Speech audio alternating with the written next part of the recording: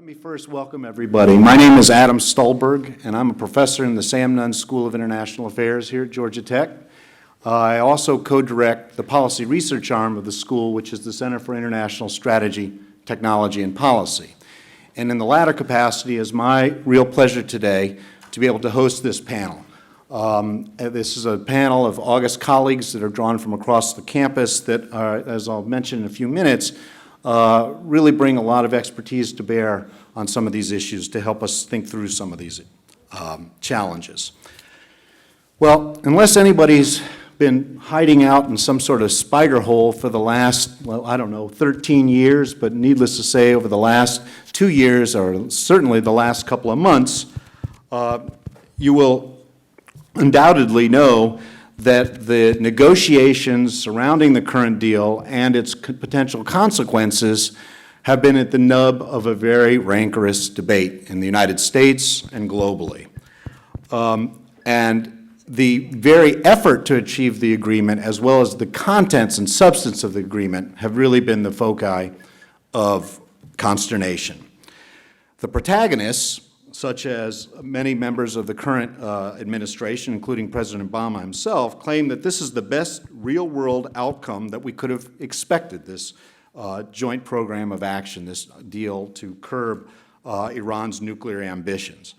And the best way to foreclose Iran's practical paths to a nuclear weapons and to lengthen what is called the latency period from what is estimated today to be between 2 or 3 months and up to a year over the next 15 years. And they point to a number of achievements in the deal, and we don't have time to go over all of them, but we'll touch on them today, but that really focus on some of the physical restrictions that can prevent an Iranian breakout or rush to the bomb during the period of this agreement. And they point to some of the successes in removing 98% or so of the highly enriched uranium, as well as removal of about 70% of the centrifuges, which are the critical technology for the enrichment and the creation of the fissile material through the uranium path. They put a cap on the stockpile of some of the lower enriched uranium over the course of the 15 years, and curbs on the production of plutonium and the plutonium pathways. There's constant monitoring imposed on declared facilities, as well as obligations indefinitely to adhere to enhanced safeguards to help monitor some of the suspicious activities. And then, of course, this deal includes what many people call as a snapback procedure for sanctions, where imposing sanctions, or I should say removing the suspension of sanctions, is assumed to be the default. So in short, the proponents point to this deal as really better than all realistic alternatives. At the same time, the ardent critics and opponents of the deal point to some of the challenges and some of the negotiating snafus as some of the presenting some lasting challenges to U.S. and global security. And they point to issues surrounding such things as they question Iran's trustworthiness in holding the commitments.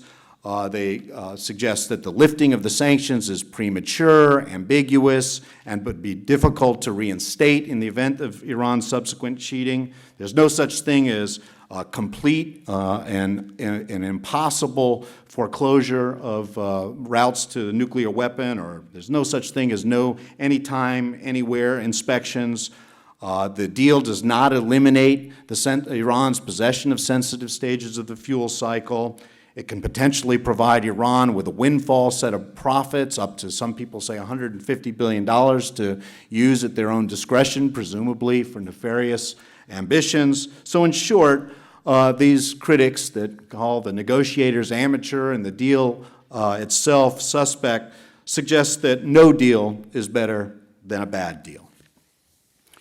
Well, one doesn't have to really engage in partisan politics or taking a really polarized situation to realize that this is a very complicated and heady set of issues presented by this deal. And there are a number of very challenging issues, uncertainties, and risks associated with it. The agreement and the process of reaching the agreement and the agreement itself has been extremely complicated. As I mentioned, it's been a protracted set of negotiations over 13 years. The document itself is about 160 pages, includes 5 annexes, and each annex includes multiple subsections. So this is not like many of the arms control agreements of yesteryears. And to endorse or operationalize this agreement requires consent by multiple parties, not only the signatories, but requires the domestic constituencies and members of the various political policy processes in different countries. It includes a number of unpublished agreements, such as that between the IAEA, the International Atomic Energy Agency, and Iran, that has to deal with understanding Iranians or alleged military activities and a pathway to resolving some of those differences. In the United States, this deal or agreement is not a treaty, therefore it's not subject to ratification by the Senate. However, as part of the arrangement in partisan politics, in an effort to get Congress involved in the process, the deal is subject to a congressional vote on the resolution of disapproval of the arrangement. And if anybody's been reading the newspapers today, they know that it seems that the Democrats have secured 42 votes, which not only enables President Obama to veto any negative resolution, but to really prevent the negative resolution from to materializing. So needless to say, this is a very complicated deal in terms of its substance and in terms of the process. And as I mentioned, there are a number of key terms and concepts that remain ambiguous, such as how effective is the deal, even if the sides are going to adhere to it, to eliminate the different pathways to Iran's nuclear program. What is the value of the nuclear program to Iran? What are the precedents that are likely to be set by either adhering or cheating to this deal? How are we going to settle the score and clear the air in terms of some of the ambiguities surrounding possible military dimensions to Iran, or dealing with some of the non-nuclear dimensions of a nuclear weapons program? What's going to happen after the 15-year period is over? Are we going to be right where we are today, or are we going to, lengthen the timeline? And of course, there are a number of other deeper analytical issues and strategic issues to think about beyond the substance of the actual deal in terms of what is driving or motivating Iran's quest for a nuclear weapon. As I mentioned before, what are the precedents that this sets for the whole process of non-proliferation and regional security and U.S. foreign policy interests? And what are some of the broader consequences for geopolitical issues, such as the relationship between the United States, Russia, and China, or the geopolitics of energy? Needless to say, there are a lot of heady issues to address by this deal. So, with an eye towards helping us understand this, I've invited a panel of colleagues that are culled from across campus, but primarily the Nunn School, to help us think about some of the initial takeaways from this deal and give us ways of framing how we should think about some of the broader strategic political consequences associated with it. As President Obama said in a recent speech at American University about a week ago, it is really incumbent upon every citizen in the United States to take upon himself to question some of the assumptions surrounding this deal, to avoid not challenging conventional wisdom or rushing to war, to subject the different arguments that we read or hear about to systematic scrutiny so that we can come up with the right decision, both for ourselves and for our country and for international security. So rather than invite some of my colleagues to pontificate and indoctrinate and just be the purveyors of specific bottom lines, rather, I've asked them to help us think about these problems so that you guys can have your own takeaways and come up with your own frameworks for making sense out of this. So we lost a little time with the technical glitch, so I don't want to get it into long set of introductions, but what I'd like to do is briefly introduce each one of our panelists, and then what I have are a couple of questions to wet our whistle and get the process going, and I've asked a group of them to address each one of these questions, and then once we've sort of explored some of the specifics surrounding the deal, some of the motivating factors surrounding why Iran, in this case, even seeks a nuclear weapon, and some of its strategic consequences, both for the region and for U.S. foreign policy, we'll turn it over to you guys to really raise some of the burning issues from your own perspectives. So I'm very proud to be able to invite Professor Larry Rubin from the Sam Nunn School. He's an assistant professor here. He's our resident Middle East expert, specialist not only on intra-Arab and intra-Israeli, but also Arab-Israeli security issues. He's also looked at the issue of nuclear proliferation, primarily in the Middle East, in great detail, and the whole issue of how Islam affects the behavior among different regional actors. Sitting next to Larry is another one of my colleagues.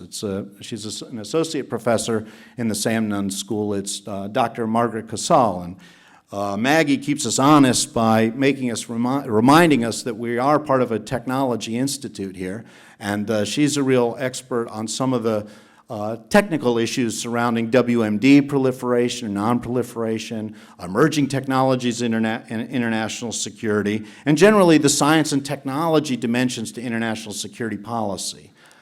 Sitting next to Maggie is another one of my colleagues, is Dr. Jared Hayes from the Sam Nunn School, and he's a specialist in international relations theory as well as international security policy broadly, as well as on arms control, nuclear strategy and non-proliferation issues. And he's written recently, actually, many of you may have seen, on some issues surrounding why Iran is actually even interested in a nuclear weapon that goes beyond just material security considerations. So he'll talk a little bit about those.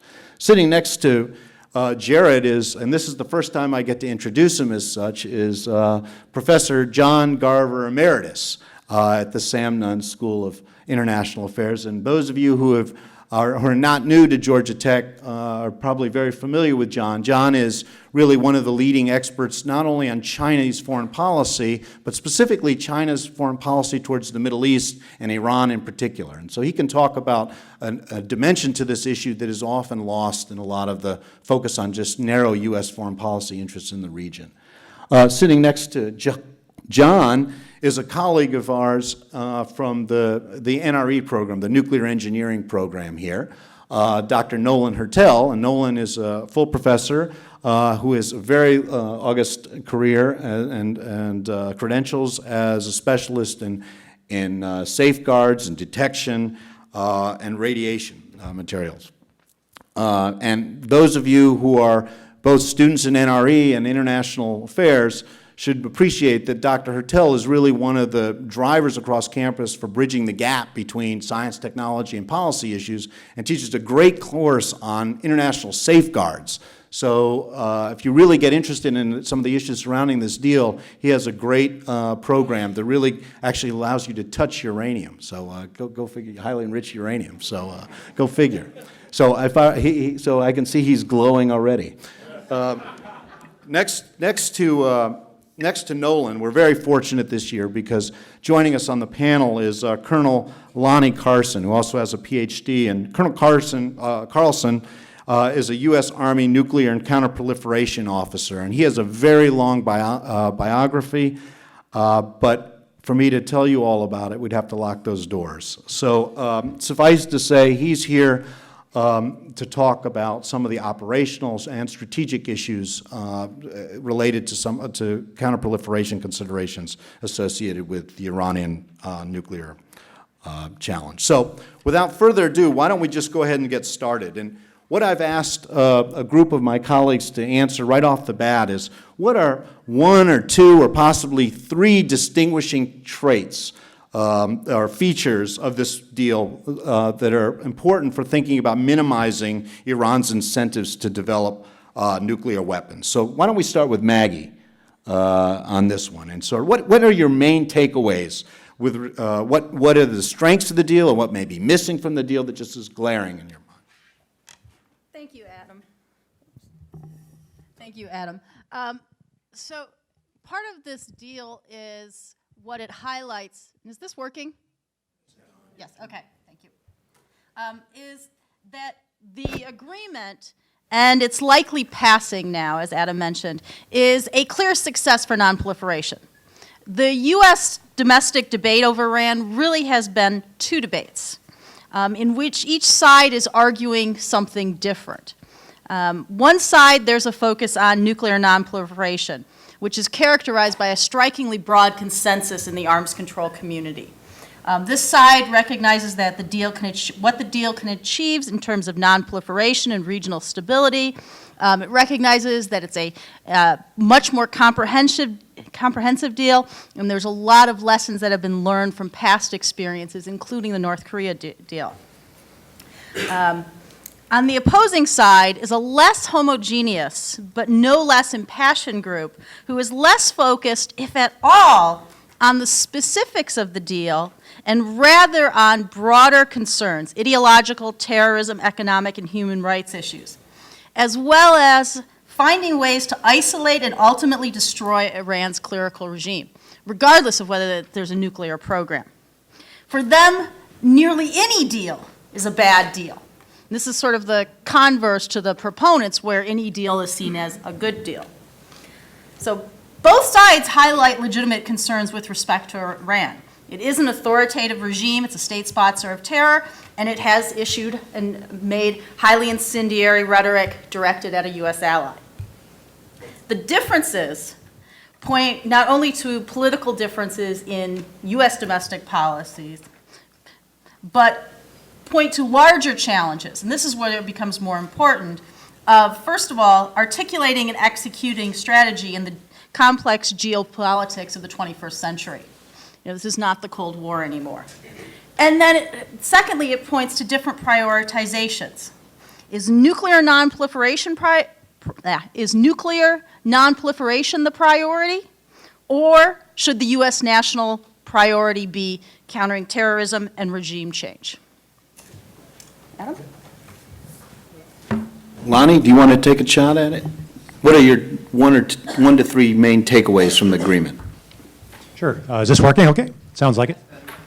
First off, I have to satisfy the Department of Defense lawyers. So while I am a military officer, I am not officially representing the military today, and therefore any opinions are purely my own and not those of the Department of Defense. So with that out of the way, I can now speak fairly openly, but not too openly, because I still have bosses. I actually would like to segue off what Maggie talked about there a minute ago, and I actually want to add a little more context that may answer that question. So I have a couple of very short quotes here from the most recent national security strategy. So the first one is, no threat poses as grave a danger to our security and well-being as the potential use of nuclear weapons and materials by irresponsible states or terrorists. Another one, our sanctions regime has demonstrated that the international community can and will hold accountable while also opening up a space for a diplomatic resolution. So you see nuclear threat, highest priority, and you see diplomatic resolution being a means. So the end, no nuclear proliferation, but the means, diplomatic resolution. And lastly, basically a comprehensive and verifiable deal is the best way to advance our interests, strengthen the global nonproliferation regime, read that as the Nuclear Nonproliferation Treaty, and enable Iran to access peaceful nuclear energy, and that is one of the significant points of contention on both sides of the debate. However, we will retain all options to achieve the objective of preventing Iran from producing a nuclear weapon. So I throw that out to you because, being a military officer, one of the things I tend to be a little more versed in than many of the community is development and implementation of strategy, ends, ways, and means. So you just heard the President of the United States' strategic end state. He doesn't want any more nuclear proliferation, particularly to irresponsible states or terrorists. That's his highest priority. But he does want to exercise diplomatic means first without going straight to the military option. But lastly, second to last is, he doesn't want to go straight to the military, but he always wants to retain those military options, which the United States does. But then lastly, and once again, part of the point of contention is stating that Iran has a right to the peaceful use of nuclear energy. That's basically the crux of the Nuclear Non-Proliferation Treaty. So what you see here is the administration trying to keep the NPT viable into the future.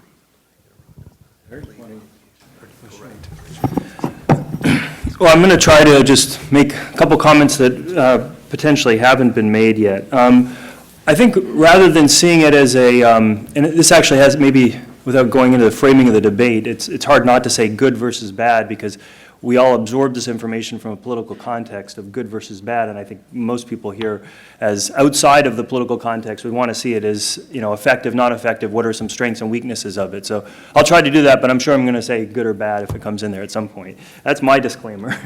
But one of the things I think to think about is rather than minimizing, and I think this does have to do with the debate, minimizing incentives for proliferation, you know, whether it minimizes that, it's I think looking at it in terms of the agreement increasing incentives for non-proliferation, and that's another way. You may have the side of delaying what many critics have said, an inevitable of that period of time. By holding it and not eliminating a program, but looking at it as far as what are the incentives, what are the types of carrots that that might be applied for increasing incentives for non-proliferation, not proliferating to that weaponizable state, but also retaining the country or state within the NPT and being able to monitor it and have it abide by regular norms and rules of the international community. You know, the other thing to say is that and I think we'll go into some of the drawbacks too, is a problem is the question, and this is many critics raise this as well, as far as what are the sticks and have they actually changed at all when it comes to this. And some may argue, well, here you would have a legitimate means to pursue a military option, and that way if there's clear violation would be one of the arguments for that. But there are others that have kind of drawn that out. We can talk about it a little bit more in Q&A. Okay. Jerry, what are your main takeaways? Well, my main takeaway from the deal is that it begins to account for the supply side. So we talk an awful lot, and a lot of the critics in the United States address the demand side. Can the United States guarantee that Iran will never be able to get access to the technology to build a nuclear weapon, or it will be put out of reach? And I think that's the wrong question. The technology is 70 years old, and any relatively advanced country in the world is capable of developing the capacity to build a nuclear weapon. So we will never be able to hermetically seal off any given state of a sufficient level of technological development from a nuclear weapon. We can make it more difficult, but we can't make it impossible. And so that's the wrong standard. What the deal begins to do is it begins to address the supply side. Why does Iran want a nuclear weapon? I have some arguments that I would like to hopefully make over the period of this discussion about the role nuclear weapons play in Iranian domestic society, but you can see in the agreement relaxing of sanctions on high technology imports and exports to Iran, integrating Iran with the international community, giving Iran a sense that it belongs to the international community, and very importantly, integrating Iran into a standard set of practices for nuclear proliferation control. So Iran is obligated under this agreement to sign on to the additional protocol, which is what most members of the NPT, most signatories of the NPT have already signed on to. That just means that Iran is a state just like everybody else. They have to play by the same rules as everybody else, and that's very important if we want to be able to begin to have a conversation with Iran about how do you integrate into an international system where proliferation is not acceptable. John? My major takeaway from the deal is the extent to which, is this on? No. My major takeaway is the extent to which the United States accommodated Iran's demands in the process of negotiating this deal.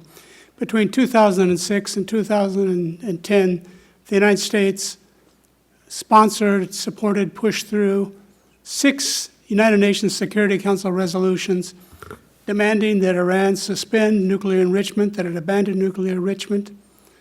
That has been changed, as was indicated by earlier speakers, has changed. Yes, there are limits in terms of level of enrichment and quantity of uranium enriched, but Iran is now allowed to continue the enrichment process, develop its nuclear science, nuclear technology, research on advanced centrifuges, so on and so forth. This is for 10 or 15 years. What happens after 10 or 15 years? I study China, and China does think in terms of 15, 30, 50 years, 100 years. A number of countries think in longer time frames than we do. What happens after 10 or 15 years after the limits are expired and Iran's capability nuclear capabilities are much more advanced? Another thing that the United States accommodated is a lifting of the ban on imports of weapon systems. Let me read to you just very briefly from the Security Council Resolution 1929 of June 2010. This is in the second year of the Obama administration. The Security Council decides that all states prevent the direct or indirect supply, sale, and so forth of any battle tanks, armored combat vehicles, large caliber artillery systems, combat aircraft, attack helicopters, warships, missiles or missile systems, spare parts and components and so forth. Next provision. The Security Council decides that Iran shall not undertake any activity related to ballistic missile capabilities capable of delivering nuclear weapons. These restrictions are to be abandoned as part of the deal. Phased, I understand, but still the idea is they will collapse. So what we're talking about is 10 or 15, and probably Iran is going to use a part of the increased income to acquire these advanced weapon systems from Russia. I'm not sure about China, what China would do that. Russia certainly would do that, so that in 10 or 15 years, Iran's going to have much more powerful military capabilities to address any contingencies. The United States invested over a period of 10 plus years in a tremendous amount of diplomatic energy, political level, political capital, to push through this sanction regime, to give it teeth, multilaterally, bilaterally, that has been dismantled, or is being dismantled. Why are we doing that? As I understand it, the idea is to work out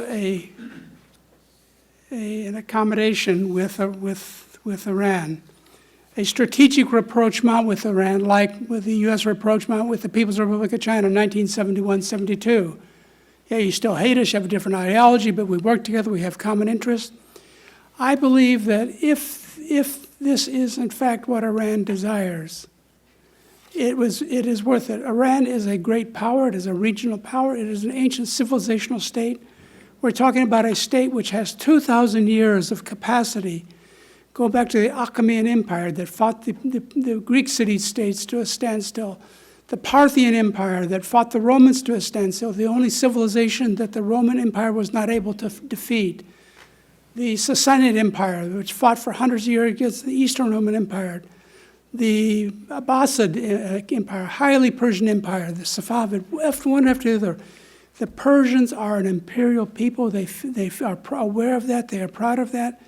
Iran is a great power which is not going away. If Iran, the leaders of Iran, actually desire a strategic rapprochement with the United States, here it is.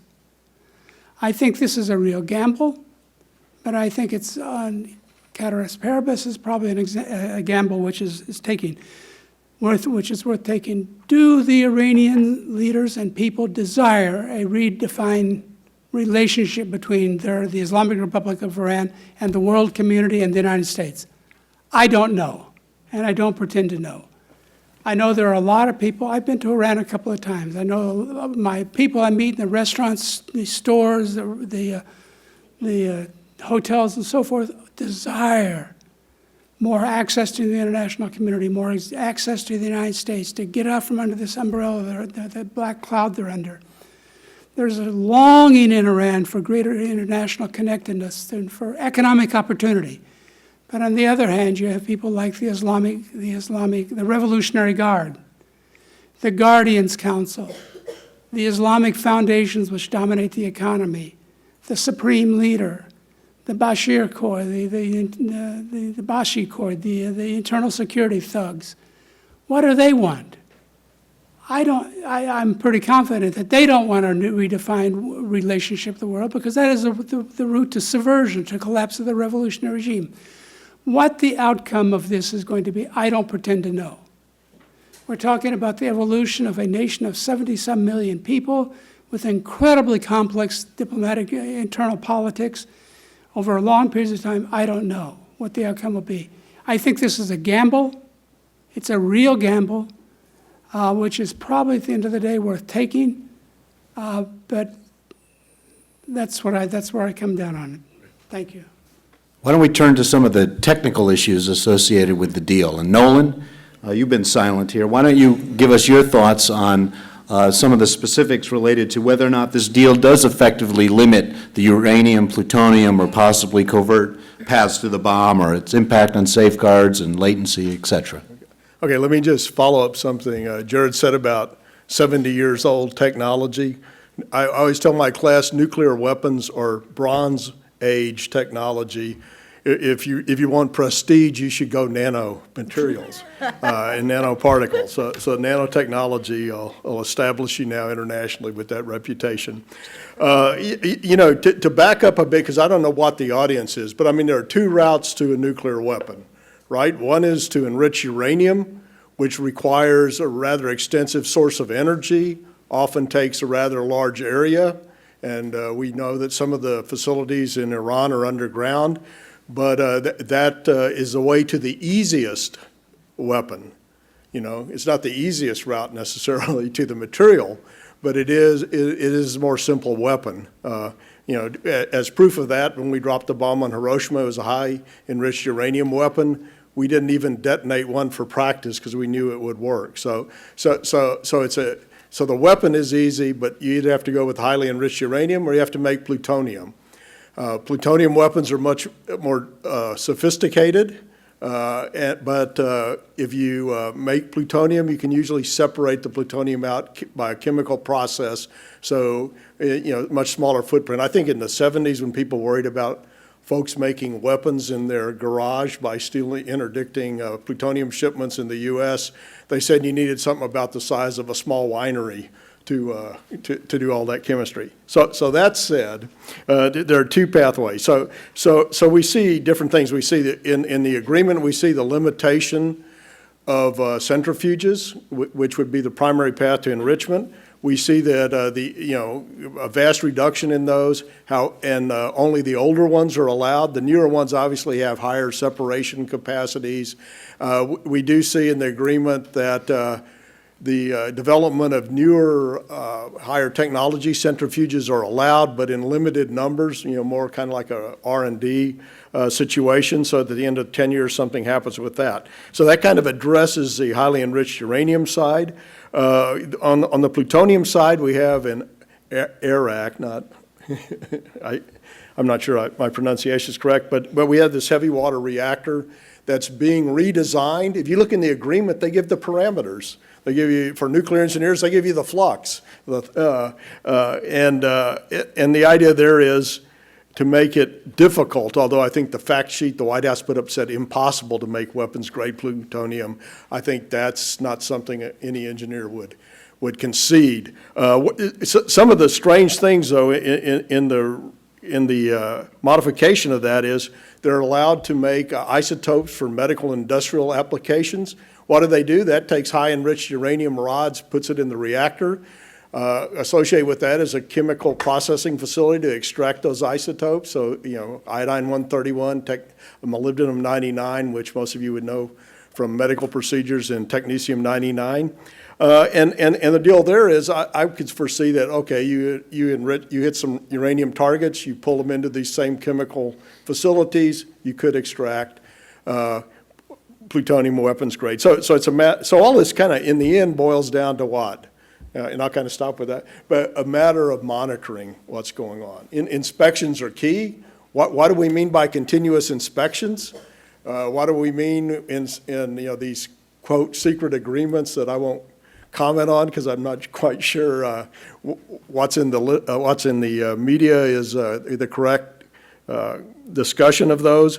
But I mean, in all of this, inspections in a timely manner, continuous inspections are very important. So that's a key element, you know. Technically, I can say, yeah, there are things there that obviously reduce the ability to quickly enrich uranium or make plutonium, but not totally eliminate it. Maybe Lonnie. Maybe I can ask you to pick up this point about inspections, and what are the capabilities that we have without getting into really sensitive issues, but in terms of the intelligence and our capabilities to conduct these types of inspections?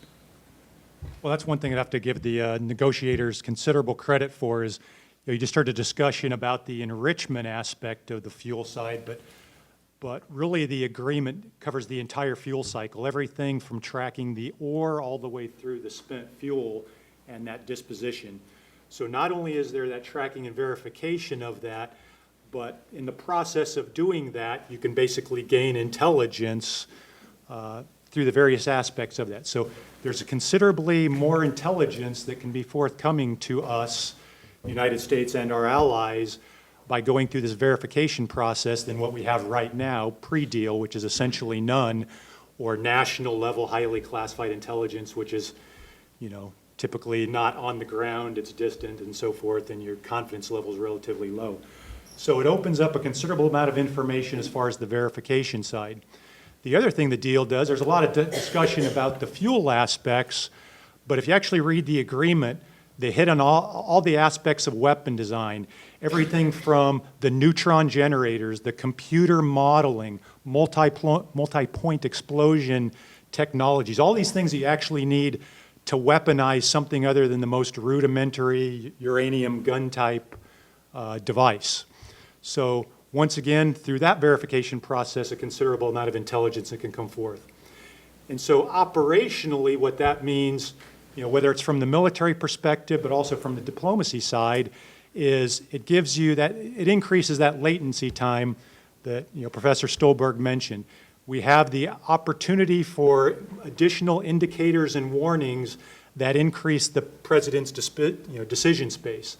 The last thing you want is some indication and warning to come out where they did something in secret, they're just about ready to go, they've broken out, we're now in crisis, and the president's got to send bombers or whatever the case may be immediately. That is not how we like to conduct diplomacy and military operations. So the agreement from the military, planning and operational consideration side opens up some considerable opportunities to give the president more decision space and options on how to, counter any cheating or, illicit activities. Great.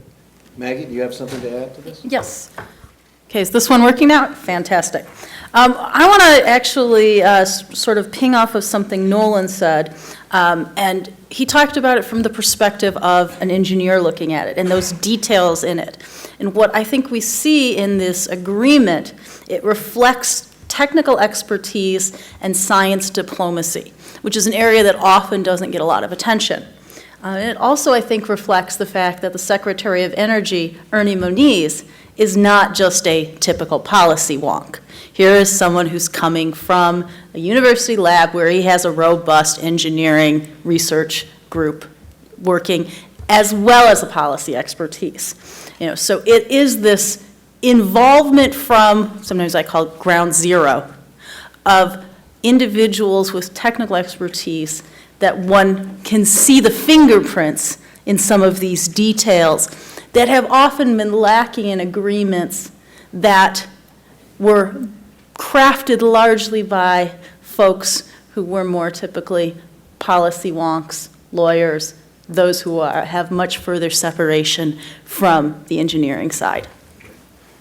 All right, why don't we shift gears a little bit, and we can obviously pick up some of the technical issues in the Q&A, but let's step back and look at some of the bigger analytical issues surrounding the deal. And one of them has to do with, why are we even so concerned about this? And so maybe, Jared, you can help illuminate what, how should we think about what is motivating Iran in this context? Why should we, what are Iran's nuclear ambitions, or what are some of the motivations there, and what may be the link between their nuclear program writ large, and other security concerns, either or political issues, or possibly their identity or prestige issues? How do we think about what's driving this program?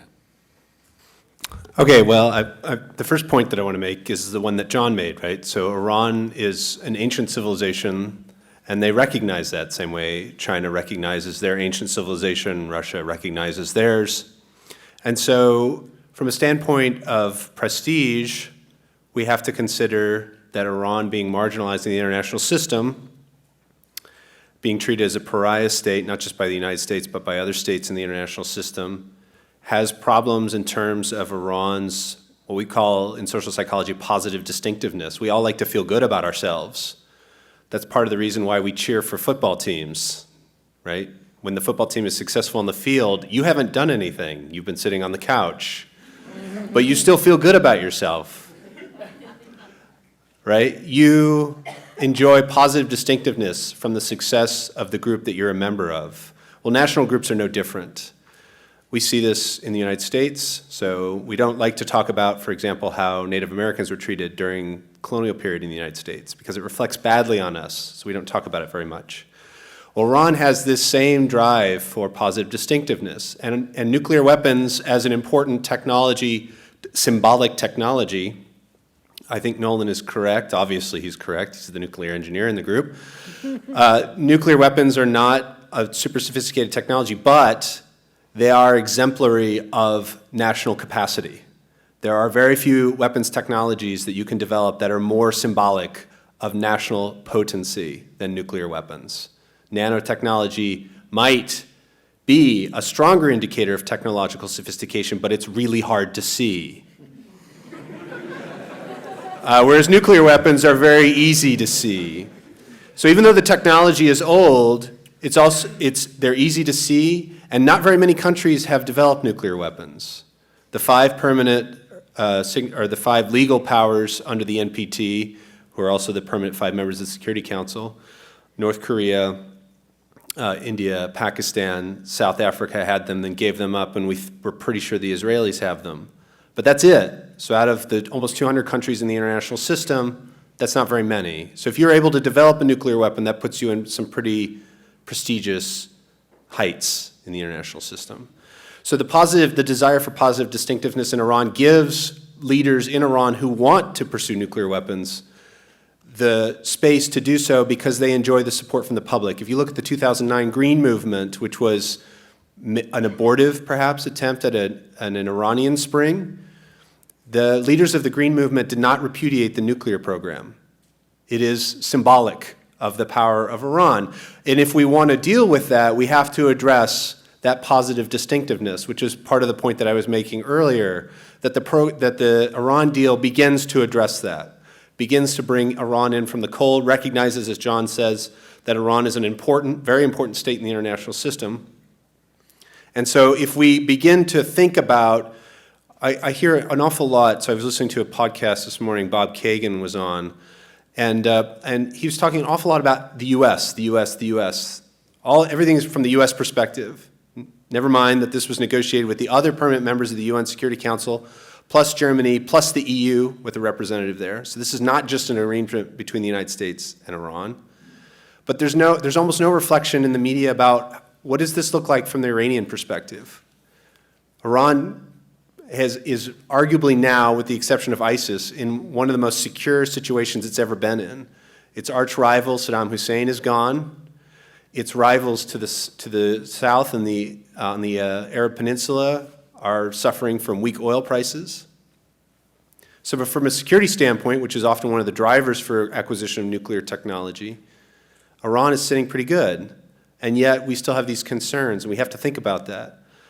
I think I'll leave it there. Thanks. Does anybody else want to get in on the significance of this program? I actually want to pick up on a theme that is sort of woven through a couple of the different remarks, the nanotechnology. And I'm going to relate this back to nuclear. It will.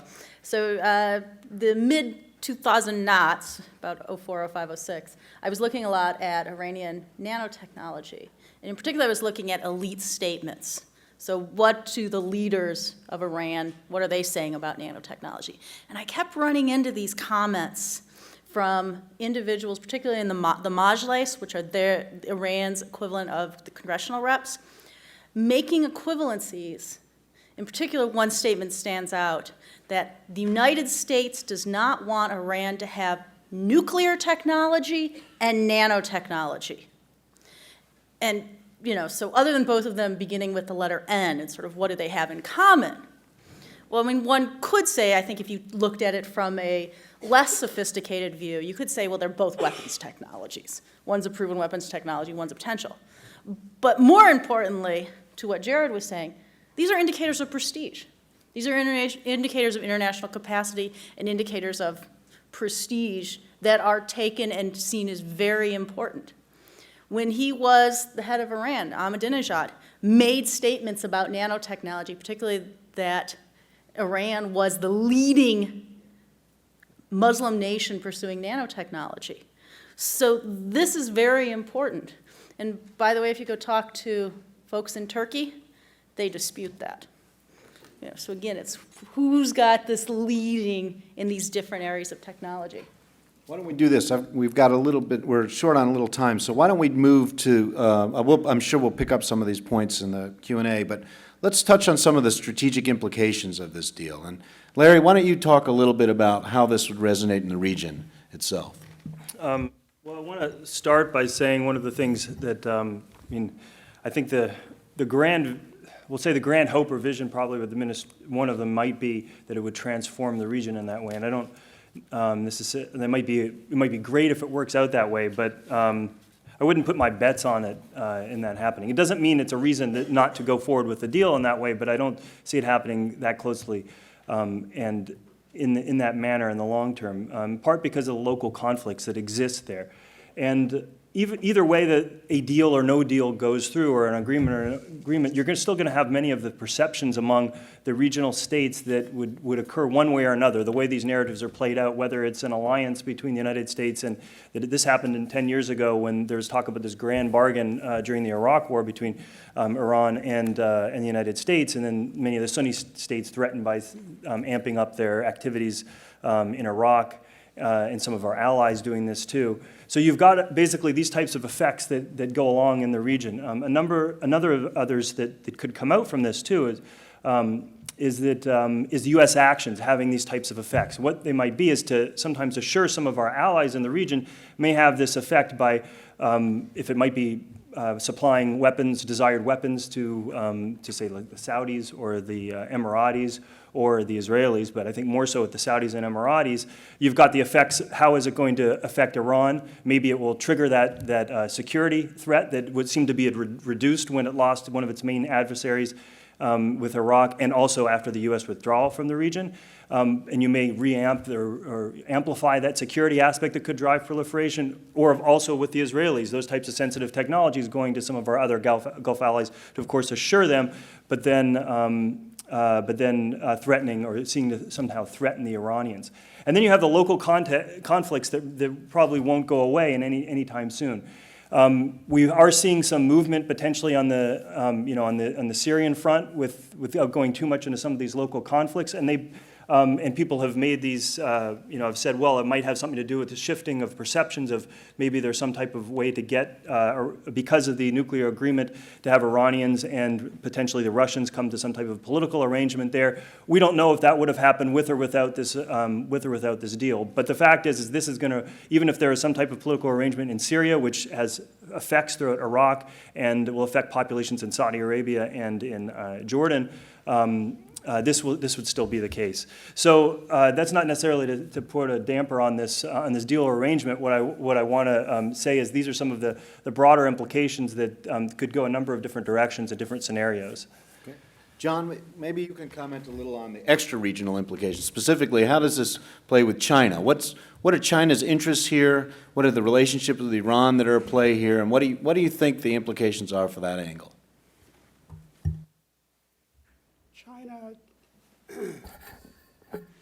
China welcomes the accord, the deal, the Joint Comprehensive Plan of Action. In fact, China was a major architect of that. It's very interesting. China played an active mediating role in the Iran-U.S. conflict over the past several years. If you look at the reasons for this, I'll go into the evidence for that, but it's a very dramatic departure from China's practice in the past, in which it basically sat back and let the other powers work out the problems and then vote yay or nay, usually after getting what it could from the United States for voting yay. China in the past balanced very delicately between Tehran and Washington. Since starting in 2012, actually 2013, which two things, when Xi Jinping comes to power, and secondly, when President Hassan Rouhani is elected in Iran, the Chinese step up to the plate and adopt a very high-profile, high-level effort of good offices to mediate the conflict between Iran and the United States. The reason that China did this, China played a significant peacemaking role in this relationship, lauded by John Kerry and Javed Zarif, Iran's foreign ministry. Why China did this was basically a conclusion that if Iranian-U.S. relations continued on the trajectory they were on from throughout the 2000s into 2011 and 12, while Ahmadinejad was in power, that the result would be war. The result would be war. And while there was a significant voice in China which said, yeah, let the Americans get another war in the Middle East, that'll do them well, that'll do them good. That was not the mainstream voice in China. The mainstream voice in China was that a voice endorsed by China's top leaders, including Xi Jinping and the Politburo, was a war between the United States and Iran would be a catastrophe for China. It would stop the flow of oil from the Middle East. China gets just over half of its oil from the Persian Gulf. But the global economy gets about 60% of its oil from the Persian Gulf. If that oil was cut off because of war, they could well throw the global economy into recession. Neither of those events, a cut off of China's oil supply or global oil supply, would be good for China's economic development, for its modernization. War would lead to a refugee flow. It would lead to radicalization throughout the region. And not too far away from the Persian Gulf is China's Muslim Uyghur province of Xinjiang. So refugees and Islamic terrorists would flow from that region, the region of war, into China. China's own stability would be at risk. Then you have the sheer economic aspects. China sells a lot of stuff to Iran. It is involved in a lot of infrastructure development projects in Iran. That would be disrupted. So basically, China concluded that if it sat back and continued its traditional policy of balancing between the United States and Tehran, that would not serve China's interest, that a war would be catastrophic, and that China should undertake active peace diplomacy to avert that. It's significant. China played a very significant peacemaking, but little understood active peacemaking role in this juncture. And it's actually a major departure towards what Xi Jinping calls a proactive, more proactive diplomacy appropriate to a great power. Okay, thank you. Why don't we just ask the last question before I turn it over to you guys? Lonnie, why don't you touch on the implication of this deal for U.S. foreign policy and sort of how does it support our broader foreign policy interests, and what else should we be doing besides just fixating on this deal to either reassure our allies, limit the damages of any gaps, or other types of complementary actions that can be used to reinforce what's U.S. interests? Sounds like an entire panel of its own. I actually just came from 3 years in Europe where I ran a security cooperation program where I had a few $1 million to work with nations to build their capacity. And what I learned from that, it was my first time overseas in that type of capacity, is that you have to, ultimately negotiations include balancing the U.S. and their interests. It's not a one-way street. So to get to Adam's question is, I think it's one of the debates out there is what is the role, where does the U.S. leadership in the world right now? Are we abdicating leadership by capitulating as part of this deal? And what I would argue, based on the experience I just had, is, and for a little more context, is for the last 2 or 3 years, I've heard the German population, I read their newspapers, I read the British news, they all wanted sanctions to end. The state I lived in Germany has already sent a trade delegation to Iran. The British have already restored diplomatic relations and opened the embassy. They were ready to go. So sanctions were just about ready to end, whether the U.S. wanted them to or not. Frankly, I'm surprised Iran gave what they did because of what I saw as the trend within the European nations I worked with. But so getting back to the role of the U.S. as far as leadership is, does this represent capitulation, or does this represent realpolitik where we see where the trend is going and we try and salvage the best deal that we can? And I would argue that the U.S. made the right decision by getting what they could out of the deal when it very potentially within a few months could simply, the option may not have even been there. All right, why don't we go ahead and open it up? I think we have 1 or 2 mics here. Chris, you want to grab one? Does anybody have a question here? Oh, there we go. Why don't we give this? Can I just ask you to confine your question to 1 question so that we can try to get these answers out real quick? And keep it to a question, please. Okay, just a real simple question. Do you think there's any possibility to get the human species to behave in a humanitarian way so that these people and future generations live better? And what I mean by that is, in all these countries, they're great people who are humanitarians and do wonderful things. And if they cluster together at churches, mosques, temples, synagogues, on the good things they do, then all this stuff will go away, and all those weapons and the money that goes to them can go to health care and making everybody's life a good, happy, peaceful life. Is that any possibility? Jared, why don't I ask you to take it? You're the scholar of international cooperation. So you guys writing this down because I'm solving the world's problems right now. I honestly don't know the answer to that, but I do think that taking account of the social dynamics in these countries like Iran and thinking about the ways in which we can empower, often indirectly, the people who have this humanitarian perspective and disempower the ones that do not is as close as we're going to get. It's very difficult to change what states do internally from the outside. When you try to push, oftentimes you end up reinforcing the very dynamics that you're trying to eliminate because it looks like you're being imperial or you're trying to dominate, and that produces a reflexive backlash. Again, gets back to positive distinctiveness and a sense of, here it is, Lonnie, ontological security, right? A sense of your own place in the world. And when that's threatened, you respond as it's threatened. So by trying to be more careful and conscientious, so for example, treating Iran's nuclear program not as an existential threat, but as a program like anybody else's program that should be regulated as anybody else's program is regulated. We can disempower, or at least give tools to those who look at the world that we do, the humanitarians. We can give them tools for taking forward policies that are more amenable to the world that we would like to see, a more humanitarian world ostensibly. And we can deny some tools to those who would go in the opposite direction.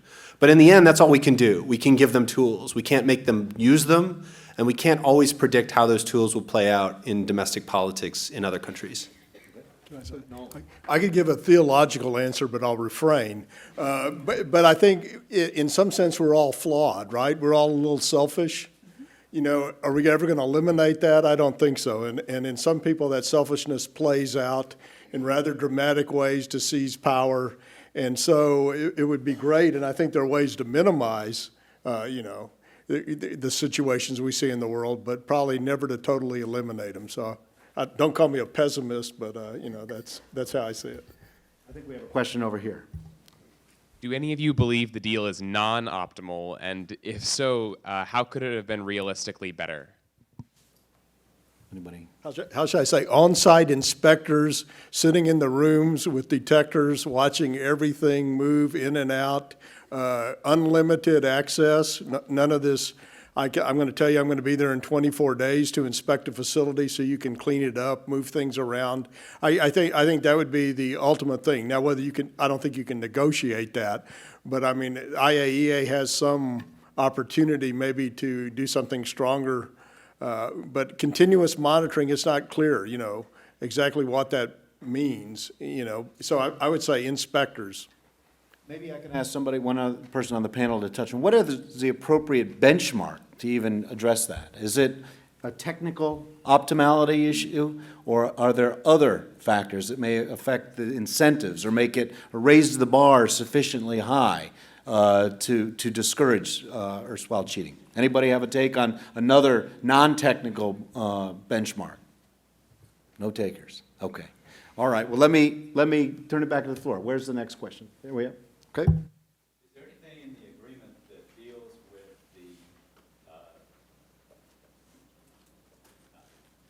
Is there anything in the agreement that deals with the United States' responsibility if there are military or other type attacks on Iran?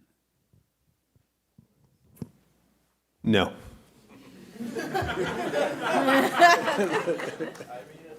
The agreement really only deals with the potential weaponization of Iran's nuclear infrastructure. And I should have pointed this out earlier, Iran has a legal right to develop enrichment and other forms of nuclear energy technology. It gets that right through being a signatory to the Non-Proliferation Treaty. That was the grand bargain. The 5 legal nuclear powers got to keep their toys, although they vowed to eventually disarm. And everybody else said, okay, we won't develop nuclear weapons, but we have a legal right to develop nuclear energy technology. So actually, this is another way in which treating Iran's program as something special is a problem, because it's not special. It has a right to that technology. And if we treat it in that vein, that's going to go a long way towards resolving, I think, some of these problems. Can I add to that? I think furthermore, if you have your own civilian nuclear power program, you want to control your entire fuel cycle so you don't depend on anyone else. Just say like, it'd be nice if we produced all our petroleum within the borders of the United States so we didn't have to worry about someone cutting off the supply. So there's a technical basis to look at that and say, yeah, the whole fuel cycle we'd like to control so that we have fuel when we need it. Well, and geopolitically, my mic doesn't work, so I'll just yell. But, geopolitically, the UAE, Saudi Arabia are all looking at nuclear power capabilities here in the next decade or so. So you got to be careful creating haves and have-nots, because it gets to, as this gentleman mentioned, and Jared mentioned, just that human selfishness interaction, and how does that ultimately work out? Considering the history of American and Israeli subterfuge and intervention in Iran, how can the American public, foreign nations, and Iran ensure that the U.S. or other nations won't intervene negatively on their program to try to sabotage it? How can they be sure we'll play fair? They can't. They're trusting us not to. Let me just add to that one. This is a very complicated issue from the Iranian perspective, because this particular agreement requires certain types of sanctions to be relaxed, but allows for other sanctions to remain in place. So if you're sitting in Tehran, you may see a situation where you think that you're adhering to the basic spirit and certainly principles of and tenets of the agreement, yet there's still other sanctions in place. Some of them have actually been related to the activities adjacent to a nuclear weapons program, or their activities in that region. And so there is a concern about moving goalposts from the Iranian perspective, just as we have concerns about shirking and cheating and playing fast and loose with the spirit of the agreement. So that is not an insignificant issue, given the complexities of the sanctions that are in place and the ambiguities of different understandings of which sanctions are going to be removed when. I mean, it's spelled out in the agreement, but the countries seem to have slightly different interpretations of that. So that is something to stay tuned on. Where do we have it? We have one over here? We need to get some mics in the back as well. Ma'am, you referred early on to lessons learned from the North Korean agreed framework. Could you give us some examples, please? So some of the specific lessons have to do with the specific timetables for the verification. Some of them have to do with the ability to have technical verification means and the specificity that we've seen in it. So those are some of the critical ones that come from the technical and the material side. From a political side, there has been significantly longer negotiations, development in terms of the relationships, particularly among the technical negotiators, that was not present at the same level in the North Korean agreement. What will be interesting to see is with the next administration, do they follow the same pattern that the administration subsequent to the North Korean deal did, which was, this goes in some ways to the question before, who follows through, who doesn't, and who starts a cascade of not following through. And this, well, we didn't like the agreement, it's a non-optimal agreement, let's rip it up. Well, do we have any agreement with the North Koreans right now? Do we have any inspections with the North Koreans right now? No. So it's sort of, be careful what one's asking for in terms of, well, we're going to get a better agreement. One of the chief lessons that should be learned from the North Korean nuclear agreement is you might think you're going to get a better agreement, but often you don't. Okay, I think there's somebody way in the back here. Go ahead. With the unfrozen assets and the sanctions relief and all the money sort of flowing into the Iranian economy, there's been concerns about how that's going to affect their funding towards various terrorist organizations or military groups. And do you think that's an important factor to consider? And if so, do you think it's likely to affect any local conflicts around the region?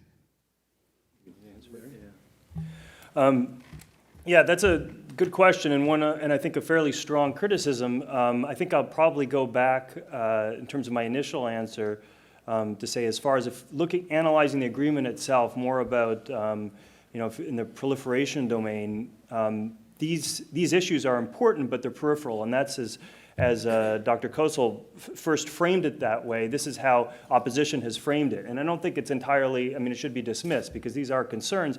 And as I talked about some of the strategic issues, there are things that we need to be aware of. And it's, I think when it comes to certain conflicts, it would give Iran undoubtedly extra capabilities to be able to play around in its neighborhood. And some of them are extremely important. And it's not just about having the strategic leverage if it's Syria, which is essential, or supporting Hezbollah in southern Lebanon. And these are almost, on an ideological level, seen to be on par at various times in statements, if you look closely, with the cause of revolution itself. And those losses aren't just, as I said, just strategic there. There could be potentially ideological. And this would, of course, give the extra funding there. But the question, again, goes back, I think, to a larger one with regard to, are we talking about the deal? And I think in those terms, the answers, yes, your answer might be, yes, it would give them these capabilities, but then it's a question of looking at the deal itself, and are we better off in that way than having nothing parallel or potentially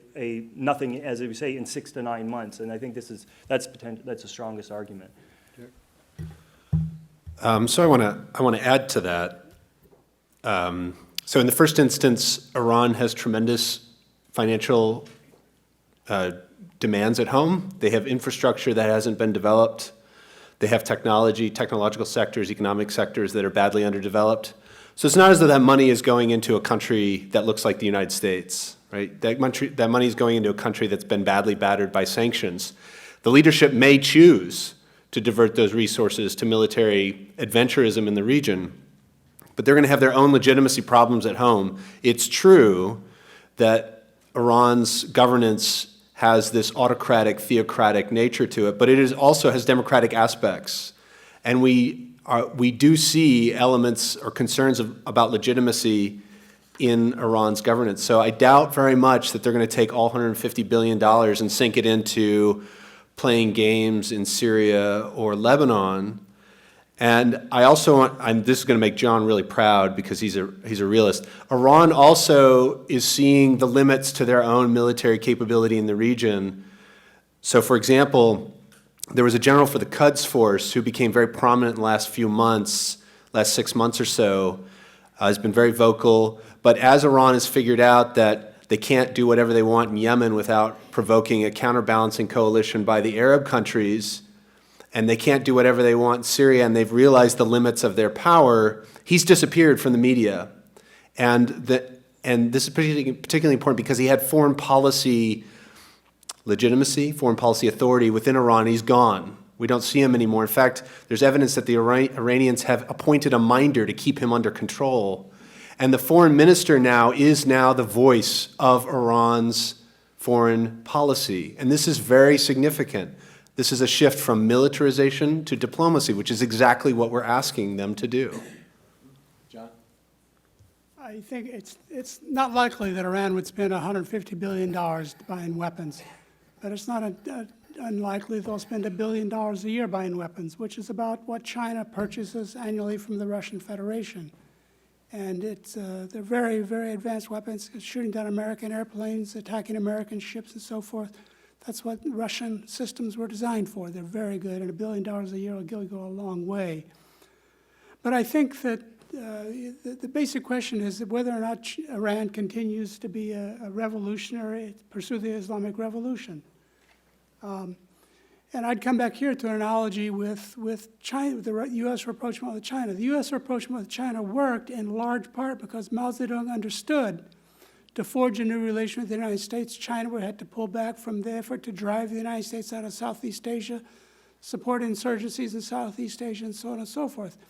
And a red thread of Chinese policy throughout the 70s is stepping back, step by step, stepping back from global capitalist, anti-capitalist revolution. And that was the strategic basis for this what became eventually a very real China-U.S. cooperation. I think that Iran has to make the same choice.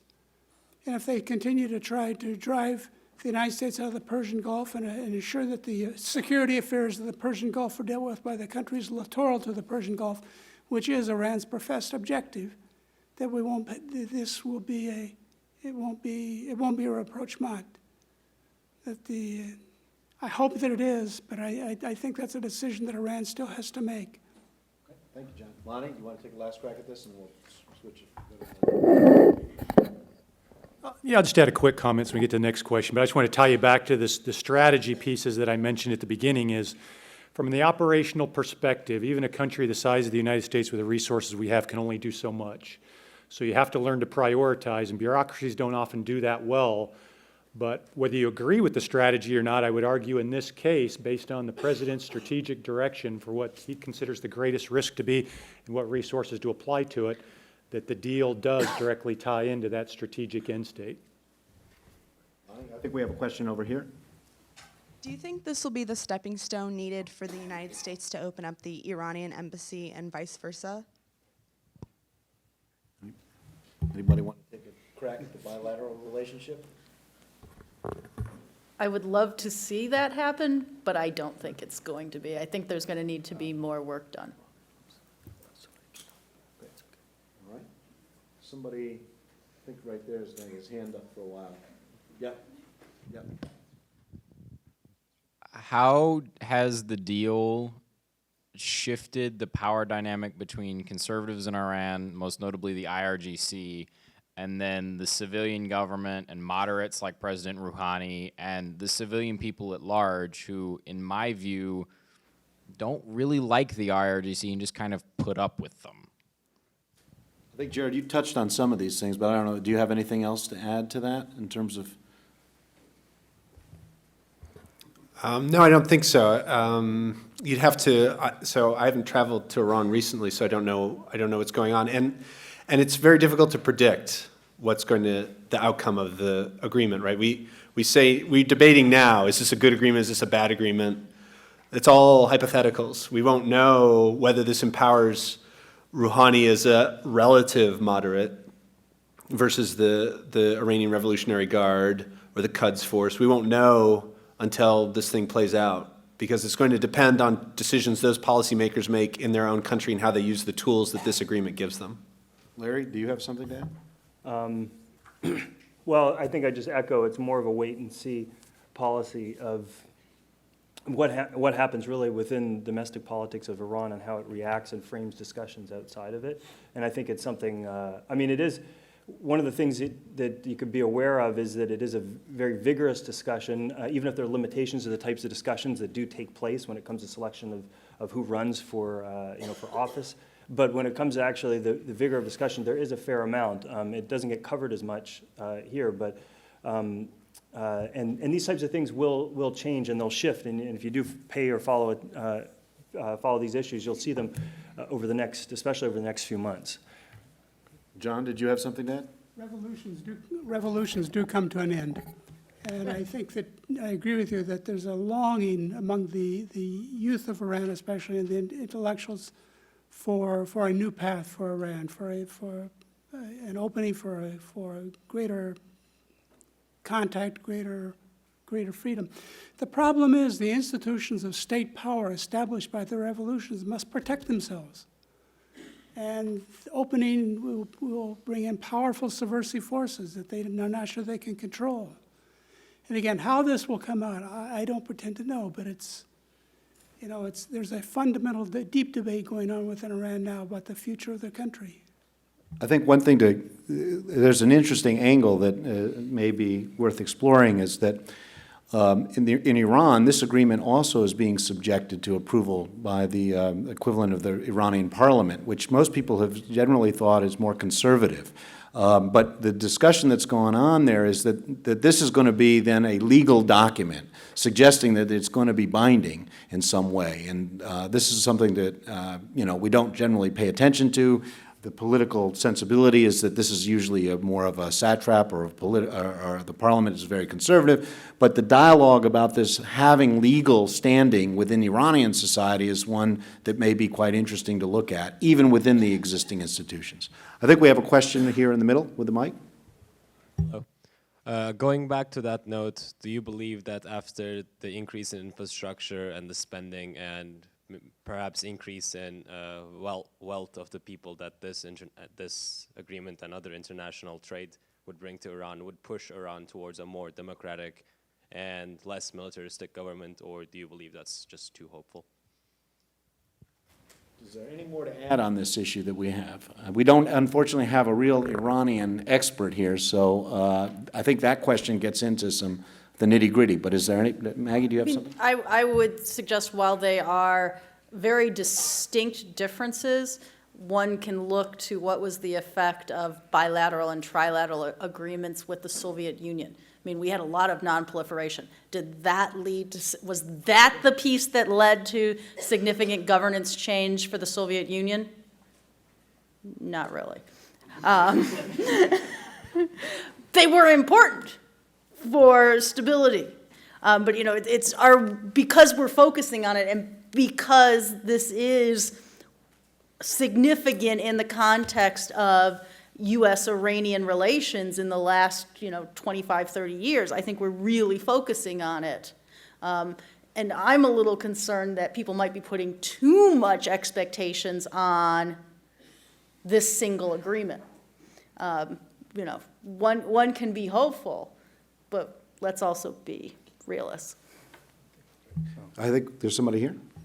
Do you believe that, given U.S. experiences in Iraq and Afghanistan and Syria and Somalia and Libya, that military intervention in Iran was ever even a realistic option?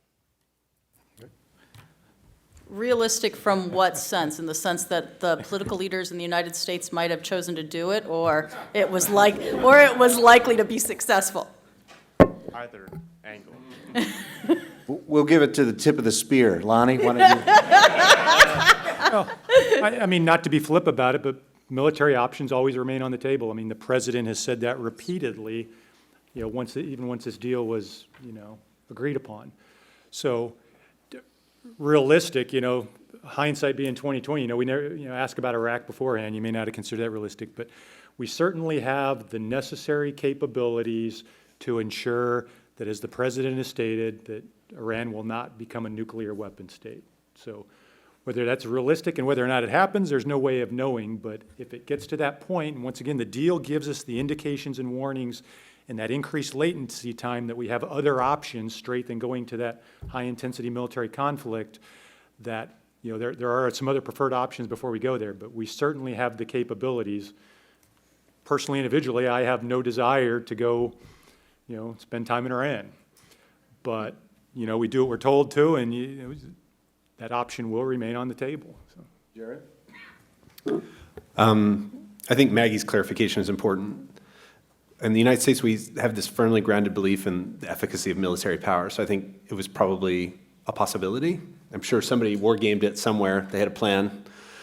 Whether it would be effective, I don't think so, right? So you have to think in effectiveness in two ways, right? Materially, it might have been effective in the short term. We have developed incredibly sophisticated, capable, penetrating ordnance that would be able to take out the installations that we are aware of. But in the long term, it would do nothing but ensure the development of a nuclear weapon in Iran.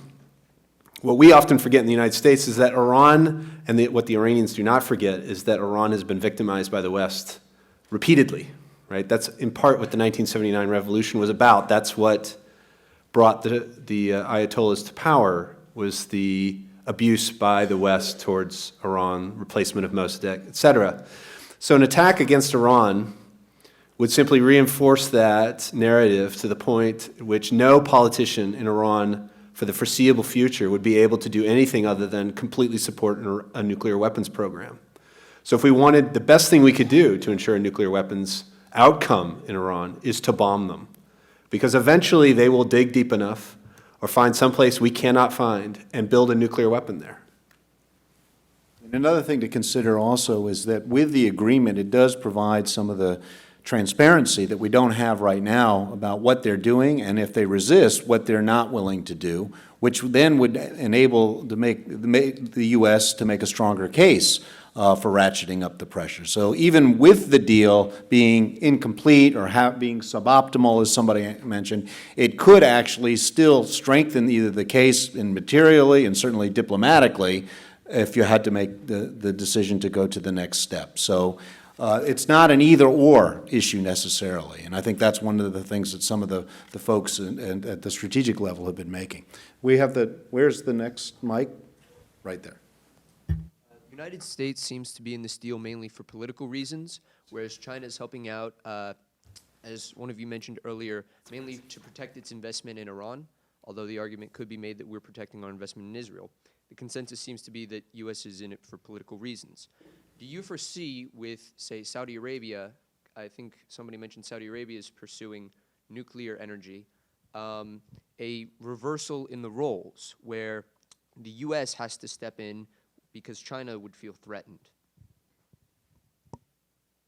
You mentioned China, John. China. John. China is not motivated fundamentally by economics in the Middle East. It's motivated by its desire for, not for exports or investments. It's motivated by by the desire to maintain a positive macro climate for long-term economic development. Regime survival, the second order behind that. But will China step in to take the U.S. place in the Middle East? A couple of years ago, a pal and I went to China and spent a couple of weeks going to think tanks in China asking exactly that question. Our research question was, is China a rising peer competitor to the United States in the Persian Gulf and the Middle East? And the phrase that we were told again and again and again, and it's note that it was often the same phraseology, these were establishment intellectuals, that establishment think tanks, was this: China will not oppose the United States in the Middle East. And for China, China's successful development drive since 1978 has been predicated upon positive, cooperative relationship with the United States, partnership with the United States, not because they like the Americans, but because they realize the Americans control access to global capital, global export markets, global technology, global higher education. And if China wants all that stuff, the Americans have a strong say in this. Secondly, the way China looks at it, the American policy in the Middle East is we're a bunch of drunken imperialists run amok. They don't say that. It's phrased much more politely, but that's basically the way they look at it. You know, the Chinese bottom line is the Americans want to dominate the Middle East so they control the oil of the Middle East, so they can turn the spigot off to Japan, India, China, Taiwan, whoever consumes that oil. So what the American policy about is basic control of Persian Gulf oil as a stepping stone for global hegemony of the United States. I think that's nonsense. I think it doesn't fly at all, but that's the Chinese view. But if that's the way, if that is in fact the situation, the United States is seeking global hegemony by smashing around this and that guy in the Middle East. For China to come along and insert itself in that, it'd be an excellent way to spoil the positive macro climate that China has created for its long-term development drive, a positive macro climate predicated upon U.S.-Chinese cooperation or for friendship. Larry? Yeah, I think I guess I would see the assumptions probably in the question a little bit differently. Rather than seeing it as the agreement being driven politically, I would see it driven by what our commander-in-chief defines as strategic interest and seeing it in terms of our strategic interest, but framed at the level of the as a political ploy to do X or Y or something like that. And maybe the language changes that way. And I think I'd see the same thing as well when it becomes a question of if part of what you had said about the interest or moving through the agreement was to, I guess, might be reading too much into it, stave off in a potential Israeli action or military strike on there, which has been one of the arguments, I'm not sure. And it wasn't necessarily, and I wouldn't say that this was also this agreement was done for or against in that way. This is, again, seen in terms of what are the United States' strategic interests in the region. People have made the argument that saying if we don't go through, the United States, we don't go through with this, the Israelis will do X or Y, but you could also make the argument this process has started a long time ago, well before some of the ramping up of the rhetoric that occurred, and even under the previous administration of trying to figure out what are we going to do about the Iranian proliferation problem. Okay. Listen, we've got about 10 minutes, so why don't we do this? Why don't we just ask a question? Let me collect a couple of questions, and then we'll address them as we close out. Okay? Please. If there was a major geopolitical change in the Middle East, how could that severely affect the efficacy of this deal? Geopolitical change in the Middle East, So how exactly is this deal constitutional? Because really, whether or not we call it a deal or a treaty, it is, for all intents and purposes, a treaty.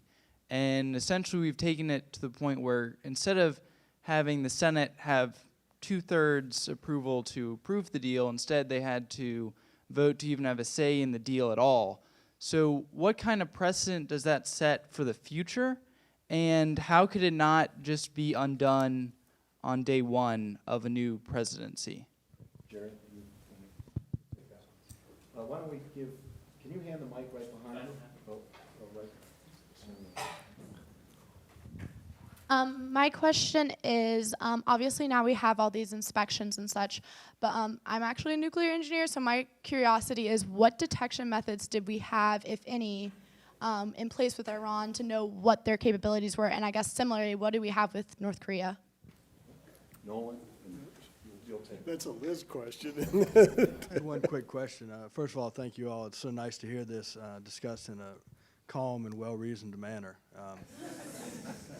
Given the obvious shortcomings from a perfect inspection regime, like Dr. Hertel mentioned, I found something that Dr. Rubin said interesting about rewarding non-proliferation.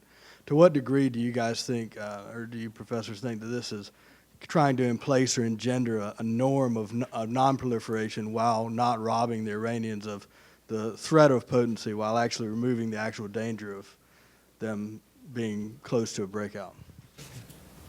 Jared, why don't you think of Maggie? Do you have something to say? Right, but where's the mic here?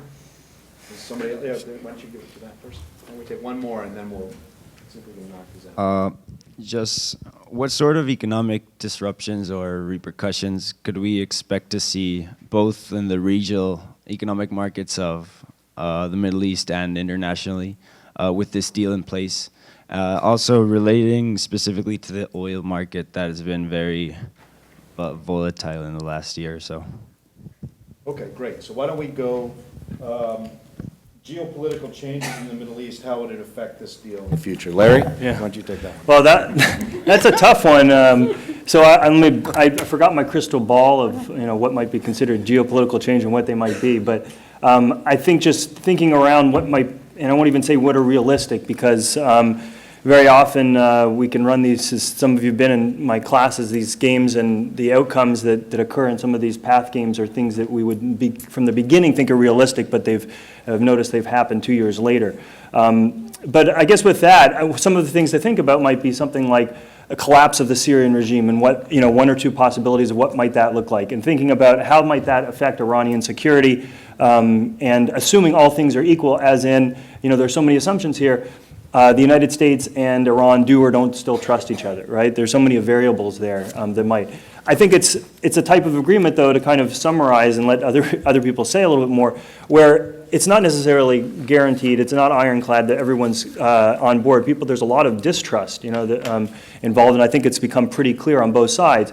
The critics have, of course, said because there's so much distrust, it means that there's, we're not going to go through with it. But those proponents say, well, it's, as we know, we've heard from many people on the panel, this is the alternative is potentially worse, and even a measure of less trust that's going on. But it's a good question to think about, and also play around with, taking my class or something like that. Oh, shameless. Jared, why don't you touch on the domestic political dimension to this in terms of, and possibly a little bit on the norms issues. Okay, so is this constitutional? Absolutely. The United States, the President of the United States makes arrangements with other countries all the time that do not rise. A treaty has very clear legal definition, has very clear legal obligations. The United States Senate does not get a say on most of what is conducted in terms of foreign policy by the United States. So the Obama administration, I think, as somebody here pointed out, wanted to get Congress involved to generate legitimacy for this, for exactly the reason that you ask, so that the next president can't just go and change it, but the next president could go and change it. The idea is that by having this arrangement, it locks the United States in, because it's not just a U.S.-Iran agreement, it is an agreement between the permanent 5 members of the Security Council, the European Union, and Germany with Iran.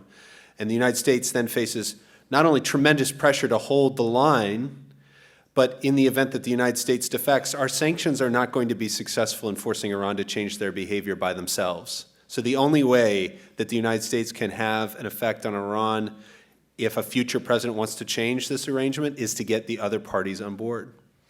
In terms of reinforcing the norm of non-proliferation, I think it does.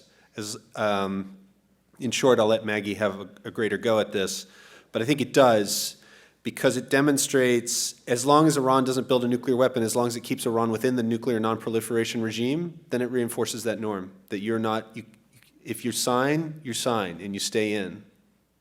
Maggie? Yeah. I'll actually sort of address both of those too, much more short and concisely. The constitutional issue. Are you saying I'm long-winded? No, not at all. Only in the bestest ways. In some ways, the Senate wants it to not be a treaty. Because if it was a treaty, then the Senate, a lot more people would have to take a stand on it. And a stand that would particularly have ramifications. So there are, on both sides of the aisle, there's a lot of folks who would never acknowledge, especially on CNN, MSNBC, or Fox News, that they like this. But there are a lot of folks who are quite happy with it, beyond the more specific answer that Jared gave. With respect to the norms of non-proliferation, I would use the word that it reinforces it, or it sort of in some ways resets it. And back to what I started with, that this debate that's going on in the United States over the deal, it points to a broader debate about the approach that the United States is going to take to international issues and international challenges. balance between military options versus looking to diplomacy and other avenues to address international challenges. And this is not the first, nor is this the only place where we've seen this. 2007, former Secretary of Defense Gates, in his Landon lecture, he was the Secretary of Defense, advocated for greater funding for the State Department. And that was in the context of counterinsurgency, in the context of being able to do reconstruction in post-conflict areas. So there is this sort of balancing that in the United States we're looking at right now. So I would say as far as nonproliferation, the approach, it reinforces the norm of diplomacy as at least the first step. Because I concur exactly with Lonnie that all options remain on the table. John, a quick point. I would suggest that one of the most important geopolitical changes that could result of this is increasing cooperation between the United States and Iran on matters of common interest. There have been talks between the United States and Iran via Zalmay Khalilzad on Afghanistan. We share interest there in preventing a return to power of the Taliban. There have been talks headed by Ryan Crocker on Iraq. We have common interest there in stabilizing and preventing a sectarian civil war. We have common interest on ISIS. If the United States and Iran, I think that this is part of the offer that's on the table before Iran for a broader, more cooperative partnership. If the United States and Iran can establish this would be a true geopolitical revolution, as important yet again as the 1972 revolution, rapprochement between the United States and Iran and China. Nolan, do you have anything on detection? Okay. Well, I'll follow Professor Rubin's lead and say there's a safeguards course in the spring where we'll talk about that. But I mean, it's not like I can stand outside a building because uranium and plutonium don't necessarily have highly penetrating radiations. Plutonium has some neutrons. So if you ever see neutrons floating around, you say, hey, there's something funny here. It's not natural for that to occur. But if I'm outside the building, what you'll see is there's some discussion about environmental sampling. So if I'm outside the building, if I take some soil sample, I might be able to see something, but I have to count that with special equipment in a laboratory. And so one of the downsides of this thing is if this agreement, so-called secret agreements between the IAEA and Iran are true, they're going to allow the Iranians to take the samples. And it's not real clear how they're going to keep the chain of custody. They talk about videotaping it. And I don't know whether all of that is true or not, but that's what you read in the media. So it's a challenge to detect it. If you're inside the building, much easier, right? Standing right next to the pipe it's flowing through, much easier. But from the outside, and from an industrial viewpoint, you may not want people looking at your proprietary methods for doing something a little differently than's done in other places in the world. So I mean, there are technical issues that you say, are legitimate, but the detection is a challenge. If they detonate a weapon, it's easier probably to pick that up through multiple things like, shock waves and ultimately released radioisotopes in the atmosphere and things like that. So I'll talk to you more if you want to, yeah. Well, let me just make 2 points in closing. One, there was a question about international energy implications of the deal, and as Rubin and Hertel have noted, there is a course on the geopolitics of energy that I would strongly urge you to take next semester. But suffice to say, in looking at that issue, there's been a lot of attention made to, well, this is going to immediately free up Iranian energy exports, in particular oil and natural gas, and those are two very different systems. And the oil side, there's some projections that they have 700,000 barrels a day that they can deliver that could affect the price between 10 and 30%, but that is really dependent upon what others do as well, and specifically what Saudi Arabia does and what goes on with demand in China. And also the innovation and the resilience of U.S. producers. Because as those prices drop, those begin to hurt Iran as well, and the ability to realize that $150 billion windfall may be a lot smaller. On gas, the infrastructure is in disarray. So there's a lot of investment that needs to go into that infrastructure before it can go online in the region. And at the same time, we're having discoveries in the Eastern Med. You've probably been reading about what the Italian firms have discovered off of Egypt and what Israel's been doing. So this is to be stay tuned, and it's a very complicated set of issues related to pricing and some of the geopolitics associated with these investment projects. But again, there's a course that you can learn all about that next semester.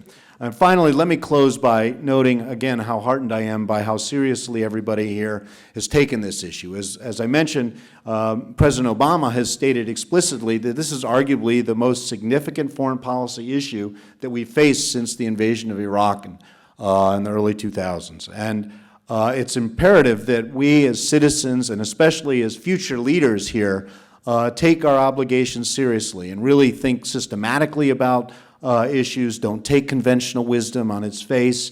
Don't rush to war or make rash decisions. But think systematically about these things. And I hope today with my colleagues and some of the comments that you guys have shared with each other that we've begun to scratch the surface and do more than scratching the surface so that you have a better sense of what these issues are and how to begin to think about them. So with that, let me thank everybody for coming here tonight, and especially my colleagues for sharing their thoughts.